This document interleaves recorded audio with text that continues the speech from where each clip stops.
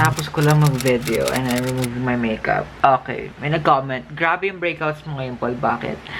And yung sa pansin ko nga din, baka I love si Bes. Actually, my skin today is better than ng mga panahong hindi ako nagvo-vlog. Last 2 weeks, or basta ng mga panahong hindi ako nag-vlog, I had a breakdown. Hindi ako nakakatulog. Hindi ako nakakain. So, ayan, nag-breakout ako. Now, my skin is better than before. Yung mga nakikita niyo dyan na namumula is just acne mark. Minsan, ayoko mag-vlog nga eh. Kasi, nababother ako sa mukha ko. Nababother ako sa, mabash ako for what I look. Which is, I'm really sensitive about. I'm not confident on how I look. Especially pag hindi ako nag-aayos. Right now, I'm feeling I couldn't say feeling better. Let's just say that I don't feel as low as from 2 weeks ago. Ganon. I am trying to make the worst seem better. Please love me at my worst. If not, you cannot have me at my best. I'm gonna wash up now and I'll do some errands. So, let's see you later. Hello, February 20th, 9:48 a.m. Late ako nagising. And Monday ngayon, panigurado, traffic, and I'm baking my face. No, hindi siya foundation, but cream. Tapos, nilagyan ko ng sandamakmak na powder para magstay siya. Hiniting ko tong ulam, adobo. Tapos, hindi pa ako nagbihis dahil nga mangangamoy ako. Ayun, isa pa for my acne story. Come on, I'm 18. Like, yun yung transition from bata to matanda.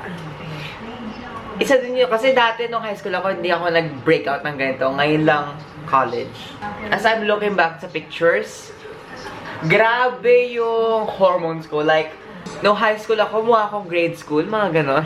Nung mga grade 4 to 6 ako, mukha akong grade 3.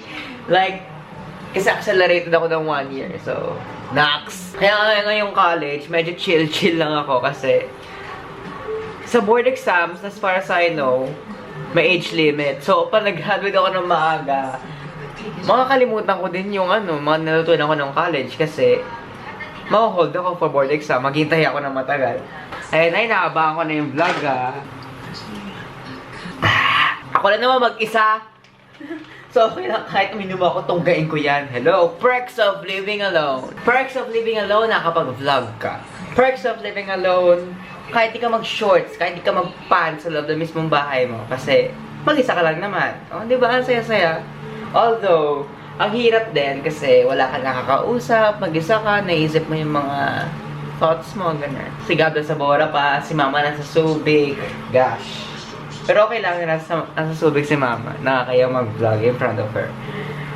And hindi ko alam kung paano ako mag-vlog kapag nandito na siya sa bukas. Nandito na sa Mama bukas. Hindi ko alam kung paano ako mag-vlog, paano ako makakapost ulit.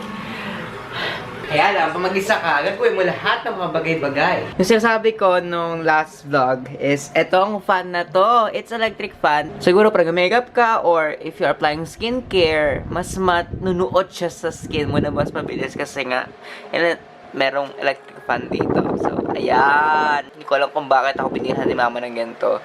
Bakla, diba? Kahit dili ka,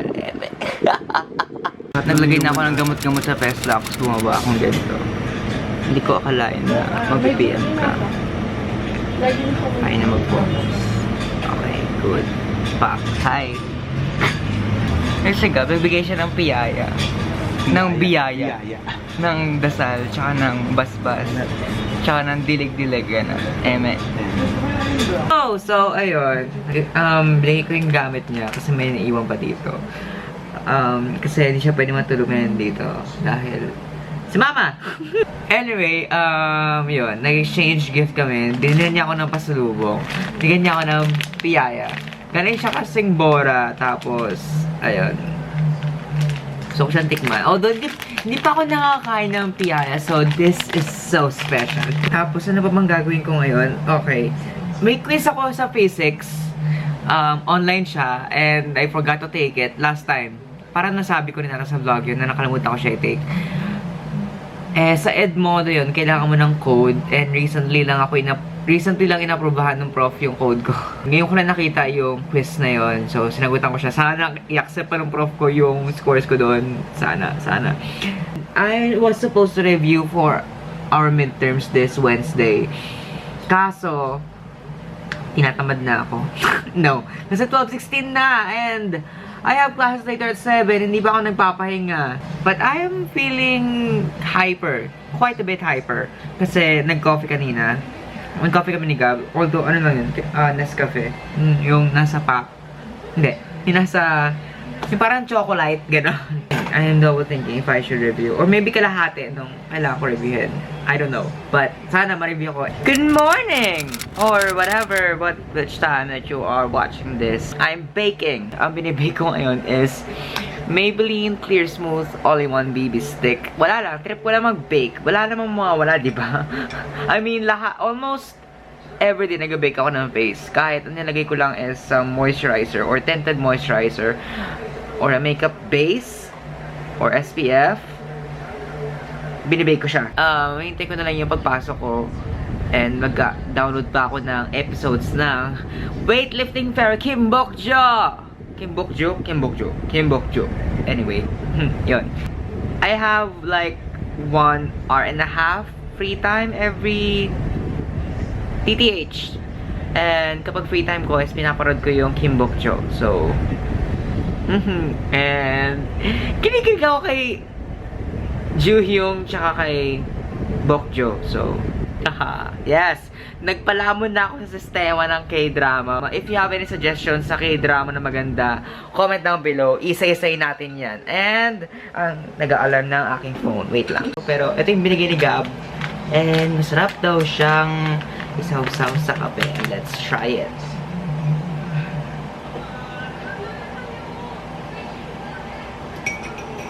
Kung mainit yung kape ko, masarap siya. Pero ngayon, okay lang. Pero sana mas mainit yung kape ko.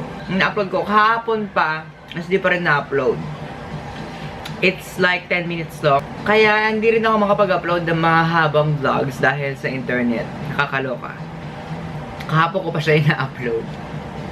Kasi baka di na ako makapag-vlog dahil nandito na si mama mamaya. It's 3:12 PM in the afternoon na. Ay, wala pa sila mama. Akala ko pag uwi ko dito na sila, pero wala pa. Kakaalis pa nila ng Subic kanina. And bigla ako nahilo kanina. Akala ko lumindol na. At napasearch pa ako sa Twitter kung lumindol ba. Pero hindi naman.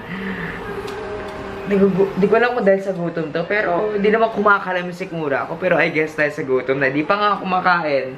Although, kumain naman ako kanina mga 9 or 8:30. Tapos, before pa ako manis ng bahay, medyo nag-coffee ako and kinain ko yung piyaya na binigay ni Gab. Anyway, nagluto ko na ng ganisa kasi wala akong maulam dahil wala pa sila mama. Nag-hurt din ako kapag nasasagot ko yung mga hate comments. Although, dapat nga mainis pa ako lalo. Pero hindi, parang naiinis ako sa sarili ko dahil hindi ko siya inintindi, ganon. Ewan ko. Not hating Paul ha, parang ganon.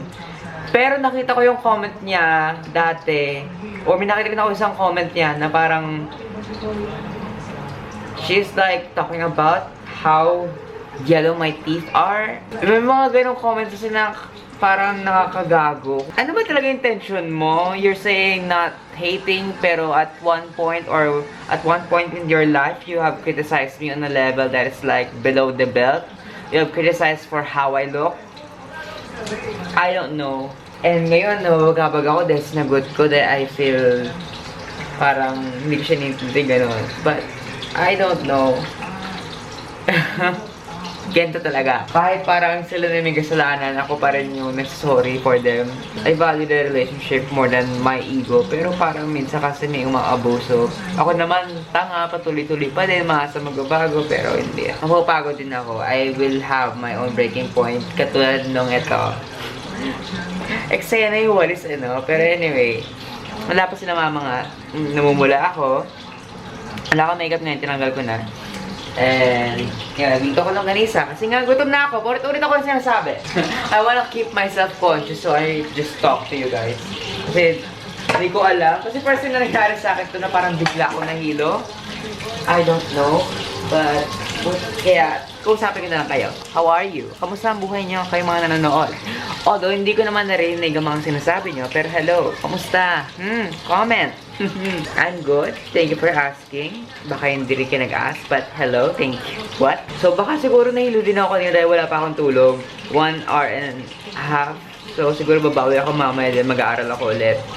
Although walang papasok sa utak ko, at least I've tried memorizing all the formulas. And na-memorize ko naman. Kaso, pag yan na ang alon ng problem or worded problems, nawawala na. Parang ina-anxiety ako, nagpapanik ako before I even answer the questions. So, ayun. Anyway. Hi! Gusto ko na kumain! Luto na.